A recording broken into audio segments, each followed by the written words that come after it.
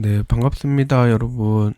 어제 연휴 때 보던 한국 연금저축 ETF를 좀 살펴보다가 너무 화가 나기도 하고, 혹시나 잘 모르고 계속 투자하시는 분들이 계실까 해서 좀 말씀을 드렸는데, 댓글창에 거의 UFC 옥타곤 같은 느낌의 아, 댓글들이 나오더라고요. 충분히 이해합니다.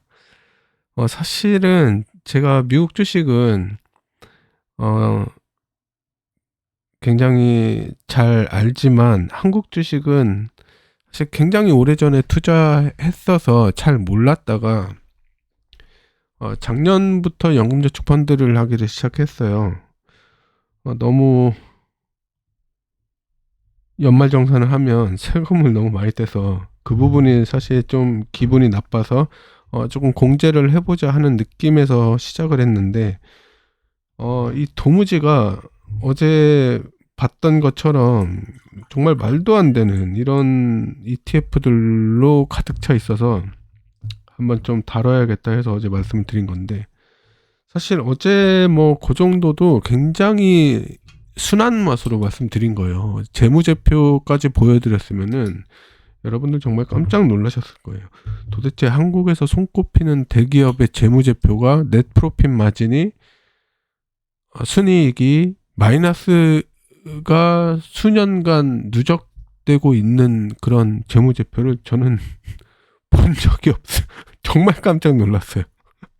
항상 이 미국 주식을 하면서 어, 좋은 기업들 넷 프로핏 15% 20%뭐 40% 이런 걸 항상 보다가 마이너스인 순이익의 그런 손꼽히는 회사를 보는 게 상당히 낯설었고, 그 낯선 회사의 각종 ETF에 뭐 CJ를 일단은 제일 많이 봤어요. 그 CJ의 각 분야의 사업이 이쪽 ETF도 15% 16% 비중으로 들어가 있고, 또 다른 쪽 섹터에도 물론 이제 또 그 해당되는 분야겠지만 15% 16% 들어가 있는 거 보고, 야, 이거는 정말 아무리 금융 후진국이라도 이건 너무 심하지 않나. 음. 그래서 한번 다뤘었습니다. 이거에 대해서 조금 더 얘기를 하자면, 물론 뭐 여러 가지 전체적인 부분이 개선이 돼야겠지만, 일단은 제 생각에는 한국의 기관들이 좀 바뀌어야 되지 않나, 그렇게 생각이 들어요. 일단 뭐 이해는 합니다. 기관들이 뭐 국민연금 같은 경우에도 당장 실적을 내야 그 부분에서 그 수익으로 이제 연금을 차질 없이 이제 나눠줘야 된다는 그런 가장 중요한 일도 있겠지만, 하지만 어찌 됐든 뭐가 됐든 한 사람은 좀 고생을 해야 돼요. 뭐 예를 들면 우리 집안에, 우리 가문에 어떤 부흥을 위해 어느 한 세대, 그게 내가 될 수도 있고, 일단 저 같은 경우도 제가 지금 열심히 하려고 하고는 있지만, 어쨌든 우리 부모가 될 수도 있고, 또 혹은 그 윗세대가 될 수도 있고, 국가로 쳐도 어느 한 세대, 어느 한 대통령이 고생을 해야 될 수도 있고, 근데 지금 분명히 어떤 국가의 체질 개선, 이런 여러 가지 금융 시스템의 발전을 위해서 한 세대가 고생을 해야 되긴 하는데, 뭐 물론 지금 연금을 받는 세대 분들께는 죄송한 얘기가 될 수도 있겠지만, 어떻게 보면 한국에 가장 많이 고생을 해서 열매를 맺고, 그 열매를 이제 취하는 세대가 곧 이제 뭐 5년, 10년 후면은, 물론 다는 아니겠지만 많은 하여튼 지금부터 시작을 해야 되지 않나라는 생각이 들고, 그걸 어떻게 시작을 해야 되냐라면, 일단은 기관들이 당장의 근시안적인 어떤 실적을 위해 미국 주식으로 많은 부분 투자를 한다거나 또 어떤 마켓 타이밍을 가지고 국내 주식을 어떤 펀더멘탈이나 이런 기업의 가치를 후순위로 두고 단기적인 이익을 취하기 위해 들락날락거리는, 특히 이게 저는 가장 중요하다고 생각해요. 한국의 발전을 위해서. 이런 게 없어져야 되지 않나, 그렇게 생각이 들어요. 이러니까 한국 대부분의 어떤 우리 가문을 위해, 우리 가족 대기업, 어떻게 보면 등치만 컸지 그냥 가족 기업이죠. 가족 기업. 주주를 위한 게 아니라 우리 가족을 위한 회사를 유지하는 이런 것들이 계속 유지가 되지 않나. 그래서 이 기관들이 한국 주식을 주로 투자를 해서 여러 이제 한국의 기업들이 있겠죠. 일단 투자를 해서 뭐 대한항공이라든지 뭐 기타, CJ도 마음에 안 들어. 제 친구 회사긴 한데, 이런 일들이 발생할 때 기관들이 이 기업의 오너는, 이 기업의 CEO는, 이 기업의 가치는 성장 모멘텀이 없구나, 이런 가치를 평가해서 주식을 대량 매도한다든지, 그래서 이 회사의 가치를 굉장히 떨어뜨리고 어떤 발전 가능성이 있는 굉장히 좋은 구조로 돌아가고 있는 이런 저평가된 회사에 기관들이 적극적으로 투자를 하면 이제 주식이 오르겠죠. 그러면 우리 개미들은 어떻게 해요? 특히나 한국의 개미들은 아주 시뻘건 불개미죠. 이런 회사에 득달같이 날려들어서 돈을 또 몰아주겠죠. 그러면 그 회사들은 그 자금으로 또 발전을 하고, 그래서 어떤 이 CJ 같은 회사는 나락으로 가고, 그리고 굉장히 선순환되고 발전 가능성이 큰 회사들은 그 CJ의 자리에 들어가고, 이런 식으로 계속 선순환이 되게끔 만들 수 있는 사람이 일단은 기관이에요. 그래서 기관에서 들락날락 하는 게 아니라 이러한 기업의 가치와 모멘텀을 가지고서 선점적으로 투자를 하고, 그러면 거기에 뒤따라서 개미들이 들어가고, 그러면 외국 투자자들이 봤을 때 한국의 투자가 뭔가 괜찮구나, 굉장히 클린하게 돌아가는구나 해서 투자가 들어오고, 이런 것들이 선순환이 돼야 된단 말이에요. 그래서 그리고 어떤 이런 주주들의 가치를 훼손하는 거에 대해서는 물론 지금 대통령이 뭔가를 해야겠다라는 건 아는 것 같아요. 근데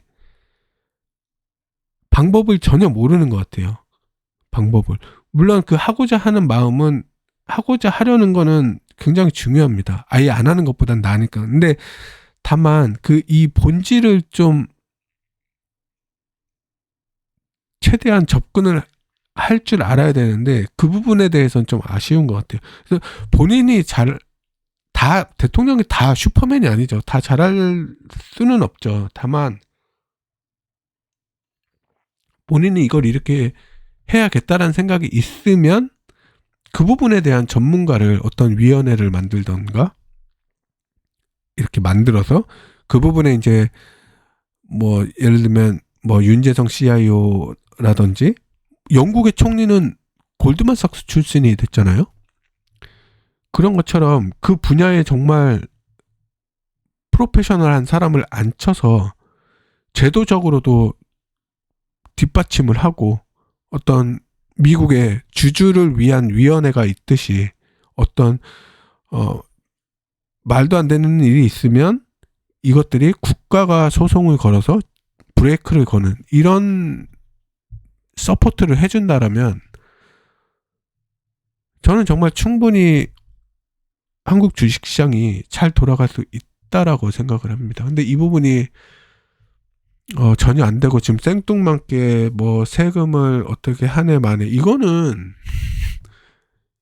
근본적으로 뭔가를 바꿀 수 있는 그런 제도가 아니에요. 그냥 뭐랄까 아주 일시적인 단편적인 거를 단편적인 상승을 불러올 수, 물론 지금 단편적으로 상승도 못하지만 그래서 이런 기관이 좀 근시안적으로 보지 말고 장기적인 국가를 위한 이런 투자가 돼야 되지 않나. 비록 욕을 먹더라도 어차피 이러나 저러나 욕을 먹을 수밖에 없어요. 투자를 하는 건. 뭐 미국 주식을 주로 투자한다고 해도 항상 좋은 수익을 얻을 수 있을까요? 뭐 물론 굉장한 해지를 해서 어떤 특정 이제 레인지에서 손실을 보더라도 적게 보고 이익을 보더라도 이제 적게 보고 이런 레인지를 가지고 하겠지만 그보다는 장기적인 국가 발전을 위해서는 이런 선순환 구조를 제일 먼저 시작해 줘야 되는 게 기관이다. 그렇게 생각을 합니다. 근데 사실은 가끔 이제 자주 이런 얘기를 하죠. 이제 우리 개미들이 기관들 너네 이렇게 샀다 팔았다 하냐. 물론 지금은 이제 맞는 말이지만 만약에 제가 얘기하는 선순환 구조가 됐는데도 이 빨간 불개미처럼 우르르 갔다가 우르르 빠지고 이런 성향은 근데 사실 어떤 한국인의 성격상 뭐 조금은 덜하겠지만 그게 완전 없어지진 않겠다라고 저는 확신해요. 미국 주식을 한다고 그렇게 하냐 그거 아니죠. 어떤 레버리지의 화신들이 모여있는 나라가 한국이기 때문에 근데 뭐 어쨌든 그건 이제 웃자고 한 얘기고 기본적으로는 이렇게 기관들이 좀 정화를 해야 되지 않나. 그러면 어제 봤던 그런 ETF를 만드는 이런 쓰레기 같은 놈들도 뭐 돈을 처먹었는지 접대를 받아서 이따위로 포트폴리오를 그 ETF에 보유 종목을 그따위로 구성을 했는지 모르겠지만 그렇게 나락으로 보내면 미치지 않고서야 정말 그렇게 계속해서 포트폴리오를 유지할 수 있을까요? 그리고 제가 앞서 말한 그런 위원회 같은 서포트하는 조직을 만들면 바로 고발당할 텐데 사실 어렵지 않다고 봐요. 어렵지 않다고 보고 그리고 바란다면은 뭐 언제가 될지 모르겠지만 대통령도 어떤 법조인 무조건 원칙 뭐 법을 잘 알아서 그걸로 이제 뭔가를 찾고 그런 게 딱딱한 그런 게 아닌 정말 뭐 앞서 말씀드렸지만 영국의 그런 총리 같은 그런 월가의 정말 그런 사람이라든지 이런 경제 쪽의 전문가가 좀 대통령이 한번 되는 것도 이 시점에서 굉장히 좋아 보이는데 그런 사람은 후보에 없죠. 그 부분이 좀 안타깝긴 해요. 네. 참 모르겠어요. 저는 대통령 한 나라의 어떤 리더라는 거는 그게 뭐 가족에서는 가장이 될 수도 있겠고 좀 더 나아가서는 어떤 소속 회사의 리더일 수도 있겠고 더 커지면 이제 나라의 리더이겠지만 항상 그 리더는 내 소속원들을 편안하게 잘 먹고 잘 살 수 있게 만들어주는 게 일단 최우선이라고 생각해요. 아무리 조선시대의 가장이 청렴결백하고 똑똑하고 해도 아무 일도 안 하고 맨날 집구석에서 책만 들여다보고 식구들을 먹여 살리는 건 오히려 그 부인이 될 수도 있고 뭐 허드렛 일을 해서 식구들 밥을 먹이고 공부하는 남편의 밥을 먹이고 미친 짓이죠. 그 뭐 하는 짓거리죠? 미안하지도 않나? 뭐 여하튼 그런 좀 대통령이 한 번쯤은 나왔으면 좋겠다. 뭐 그런 생각이 듭니다. 네, 댓글창이 제 유튜브 채널에서 보기 힘든 그런 댓글들이 많이 보여서 네, 한 번쯤 제 생각을 얘기해봤습니다. 뭐 딱히 주식시장 지금 뭐 얘기할 게 없어서 이런저런 얘기를 하는 것 같아요. 네. 오늘도 다들 고생하셨고 다음 영상에서 뵐게요. 감사합니다.